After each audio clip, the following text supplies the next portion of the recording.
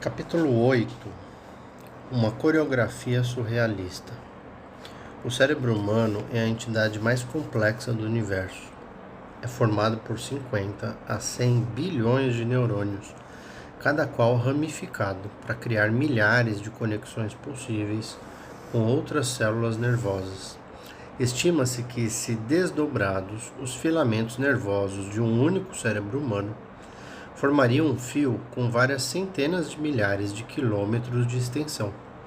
O número total de conexões ou de sinapses chega aos trilhões.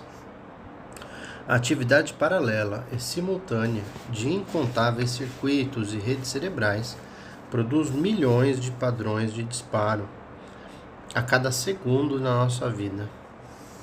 O cérebro já foi adequadamente descrito como um supersistema de sistemas. Embora metade dos cerca de 20 mil genes do organismo humano seja dedicada ao sistema nervoso central, o código genético simplesmente não consegue carregar informação suficiente para predeterminar a quantidade potencial infinita de circuitos cerebrais.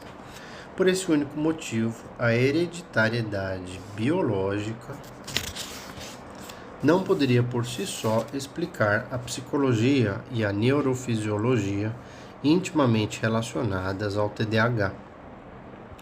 A experiência no mundo é o que determina os circuitos finos do cérebro, como afirma o neurologista e neurocientista português Antônio Damasio. Grande parte dos circuitos de cada cérebro, em qualquer momento da vida adulta, é individual e única e reflete de fato a história e as circunstâncias daquele organismo específico. Isso não é menos válido para crianças e bebês, nem mesmo no cérebro de gêmeos geneticamente idênticos serão encontrados os mesmos padrões no formato das células nervosas ou na quantidade e configuração de suas sinapses com outros neurônios. O microcircuito do cérebro é formatado por influências durante os primeiros anos de vida, período em que o cérebro humano apresenta um crescimento celular espantoso. 5/6 das ramificações dos neurônios do cérebro ocorrem após o nascimento. Em determinados momentos do primeiro ano de vida, as novas sinapses se estabelecem ao ritmo de 3 bilhões por segundo. Em grande parte, as experiências individuais de cada criança nos primeiros anos estabelecerão as redes que controlam o comportamento e determinarão quais estruturas cerebrais vão se desenvolver e até que ponto, e quais centros nervosos se conectarão a outros centros nervosos.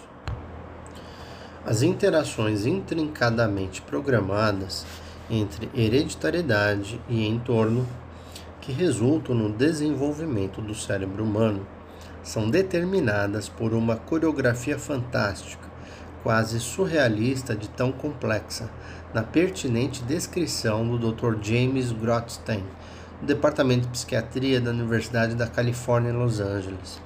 O TDAH é resultado de falhas nos circuitos cerebrais em bebês mais suscetíveis durante esse período crucial do crescimento. Dentre todos os mamíferos, o ser humano é aquele que nasce com um cérebro menos maduro. Já no início da vida, outros animais executam tarefas que um humano só conseguirá realizar muitos meses depois. Um cavalo, por exemplo, consegue andar já no primeiro dia de vida. Filhotes de macacos se agarram ao pelo da mãe poucas semanas após o nascimento. Os seres humanos só conseguem coordenar minimamente habilidades visuais, controle muscular, equilíbrio e orientação espacial perto de completarem 1 ano de idade. No período que se segue ao nascimento, o cérebro humano, ao contrário do que acontece com o nosso parente evolucionário mais próximo, o chimpanzé, segue crescendo ao mesmo ritmo que crescia dentro do útero, enquanto o cérebro do chimpanzé não fará mais que dobrar de tamanho entre o nascimento e a fase adulta. A massa cerebral dos humanos terá triplicado aos 4 anos de idade.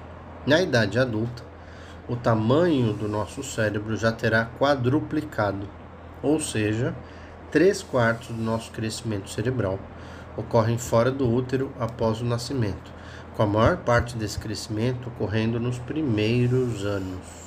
Podemos pensar nisso como um meio termo negociado pela natureza. Quando nos tornamos bípedes, nossos membros anteriores viraram braços e mãos capazes de muitas atividades delicadas e complexas. Esse desenvolvimento impulsionou uma grande expansão do tamanho do cérebro, em especial dos lobos frontais. São esses lobos que coordenam o movimento das mãos. São eles também que possibilitam a resolução de problemas e as competências sociolinguísticas que tornaram a humanidade capaz de prosperar numa grande variedade de hábitats. Se nascêssemos com nossos circuitos rigidamente fixados pela hereditariedade, os lóbulos frontais seriam bem mais limitados em sua capacidade de aprender e de se adaptar aos muitos ambientes possíveis que os seres humanos habitam. Para possibilitar nossa postura ereta, a pelve humana precisou ficar mais estreita, de modo que um crescimento intrauterino que se alongasse por mais de 9 meses teria resultado em bebês grandes demais para nascerem em segurança. Ao final dos 9 meses da gestação humana, a cabeça já constitui a maior parte do corpo do feto, a mais provável de entalar no canal do parto. O meio termo que nossos ancestrais se viram obrigados a aceitar foi que o enorme cérebro humano se desenvolvesse fora do ambiente relativamente seguro do útero, muito vulnerável às circunstâncias adversas. Segundo os últimos achados da neurociência moderna, o desenvolvimento cerebral do cérebro do bebê humano envolve um processo de competição, que já foi descrito como darwinismo neural. Células, circuitos, redes e sistemas nervosos como que competem entre si para sobreviver. Os neurônios e conexões mais úteis para a sobrevivência do organismo em seu ambiente específico serão mantidos. Os outros vão definhando e morrendo. Rotas nervosas que não tenham plenas condições de crescer não se desenvolvem, ou se desenvolvem de modo disfuncional e incompleto.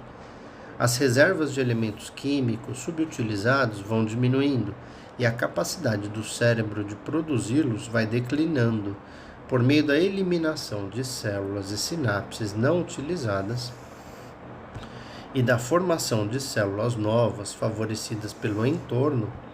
Desenvolvem-se aos poucos circuitos especializados que guiam as diversas e múltiplas atividades do cérebro humano.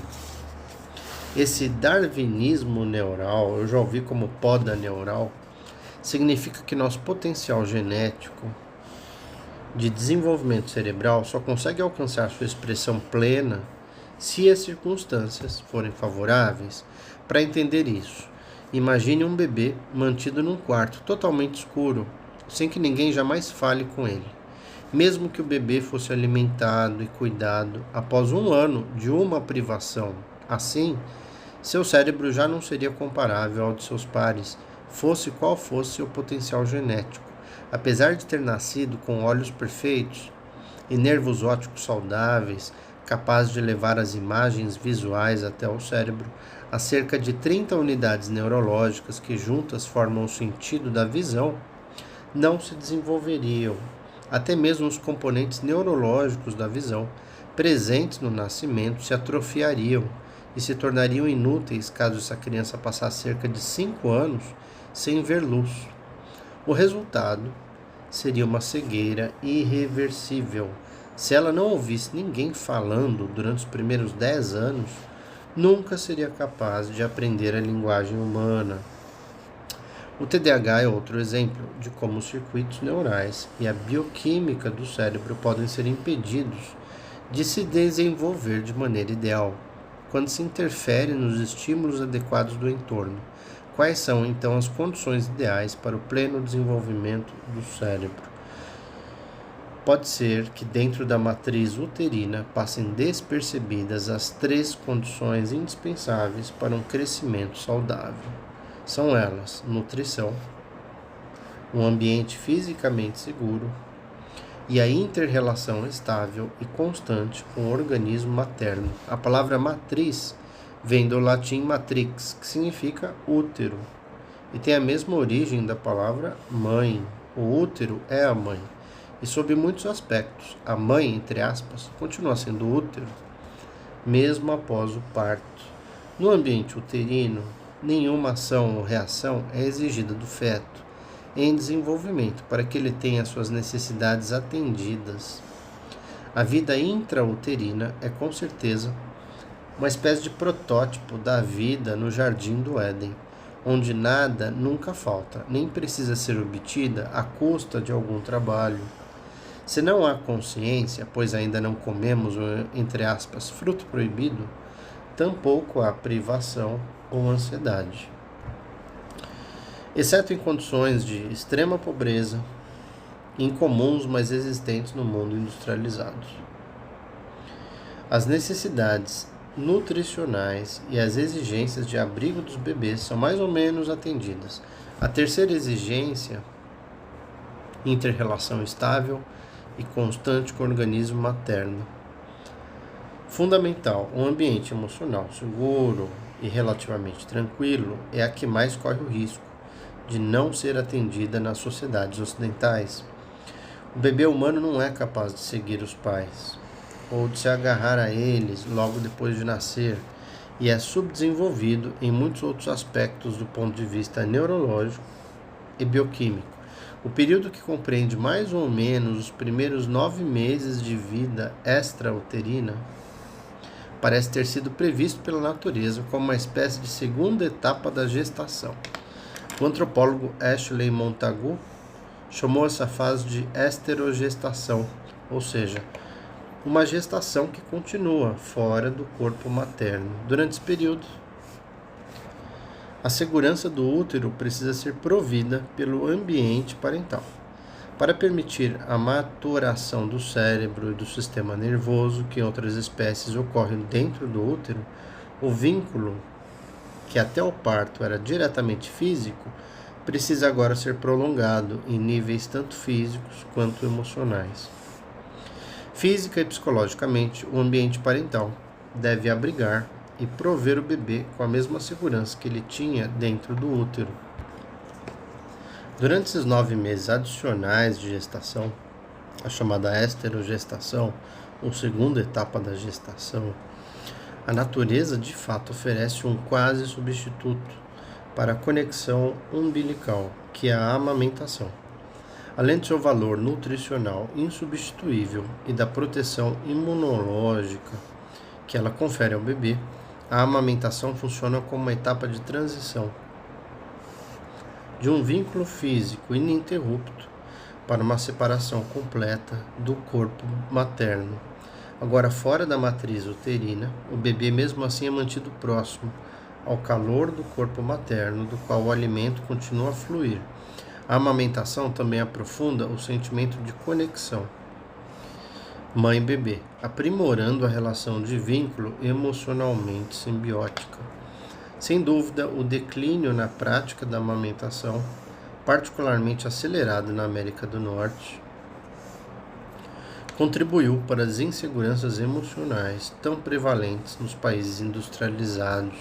Mais ainda do que a amamentação, um desenvolvimento cerebral saudável exige segurança emocional e carinho no entorno do bebê. Essa segurança significa mais do que amor e as melhores intenções possíveis dos cuidadores. Depende também de uma variável menos controlável, de esses pais estarem livres do estresse, capazes de prejudicar seu próprio equilíbrio psicológico.